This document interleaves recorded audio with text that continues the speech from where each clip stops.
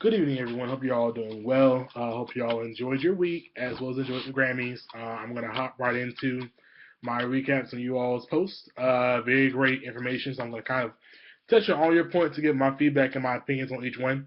So, without further ado, um, starting with Tim, I think Tim had a very nice point we said about Barack Obama's second term being one. I think the idea that people feel like that means that we're in a post-racial society. I really never really cared for the phrase post-racial society. I've heard it tossed around a lot, especially in current days and current events. They feel that, because African Americans are, in their minds, getting, more job opportunities than days previous. They're getting opportunities to be presidents and senators and things such like that. They feel that we're now living in a post-racial society and that we've indeed overcame, and that I have a dream where we're in the dream now. And I think that's just quite false. I think that if anything, to me, I think Barack Obama even still has to deal with a bit of white privilege. I think that Obama has to unfortunately face an additional level of scrutiny that most presidents don't deal with. I think he's been called all kinds of names that people never call presidents, even including like the news, where rather than call him President Obama, you see him say Mr. Obama or Mr. Barack or something like that, where he used to always say President Bush or President Clinton,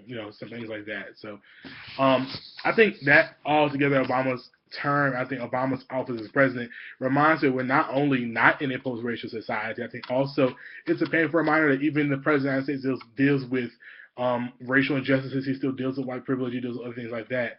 And I think that will be the same way regardless of what happens. Hillary Clinton can win the White House, and yet still, I'll still be convinced that there's privilege for men over women in society. We can repeal gay marriage, but I'll still be convinced that homosexual people still deal with privilege, but because of the choice they made sexually. So I always find that very interesting when people say that. So thank you for that point. Moving on to Sam, I think I never really thought about the idea of what it means to be. Well, actually, I have thought about it, but what it means to be of a white student in an institution, how that kind of affects with discussing privilege, because that's a very interesting area to be in. I know a lot of students really feel that the privilege does not exist because in their mind they don't experience it.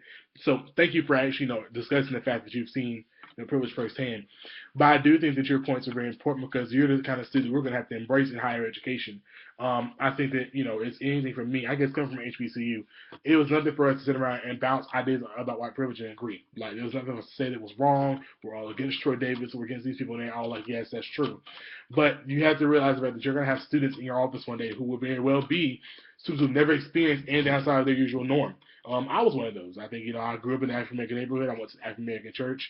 My high school was actually majority Caucasian, but I still interacted and encountered more people of my race.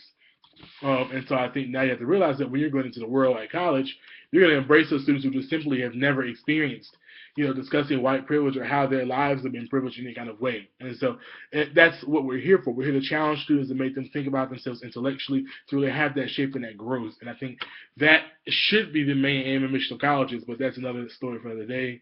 I obviously hold other class as well. But I think I really appreciate your comments because they really reminded me once again that that's the kind of super we're going to have to work to reach toward. Moving toward Danny. Danny and Teddy, I actually am going to be similar on both of your points.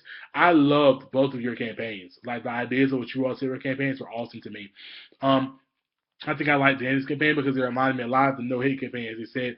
It also reminded me of the semicolon campaign, which is where typically people will come for like suicide awareness. They'll put a semicolon on their wrist to remind someone that the semicolon kind of is where a sentence could be cut off, but you continue the sentence. And so semicolon day basically says, I could have ended my life, but I'm instead going on, and this is my story still. And so I think looking at what you tried to shape for a campaign was very cool because it definitely got me the idea, what kind of provocative statement that would make. Even with Teddy's idea of making a provocative statement such as using posters to catch an eye, using slogans like "Don't hate me because I'm white" or things like that would be very great because they'll catch the eye of students. I think it'll get students involved. I think, Danny's idea was a good with social media. Teddy's ideas are good on campus promotion. Put them together, guys, and make an event. It might be great for the student body. But I definitely really appreciate you all's points of views. Just a recap, we discussed a lot about white privilege in my meeting this past week. If you didn't know, I'm working with the African American homosexual student body here at UNCW, which pretty much for the most part consists of about 2 students. So I met one. And we talked, and actually he, coincidentally, is also the president of the Black Student Union here. And so it was very nice to talk with him about privilege and I guess which identity he deals with more, being black or being gay. that was a very interesting discussion. So he says he realized the fact he's privileged for being a man, but for being a black man, he's already kind of underprivileged, as well as being a black gay male is underprivileged as well. But he definitely made some really good points about what privilege is here in UNCW and what things to be aware of here. And he feels like it's more of an administrative issue at first because you have a lot of administrators as well as a lot of professors here who kind of carry on the idea of white privilege or being, or marginalization of student success here.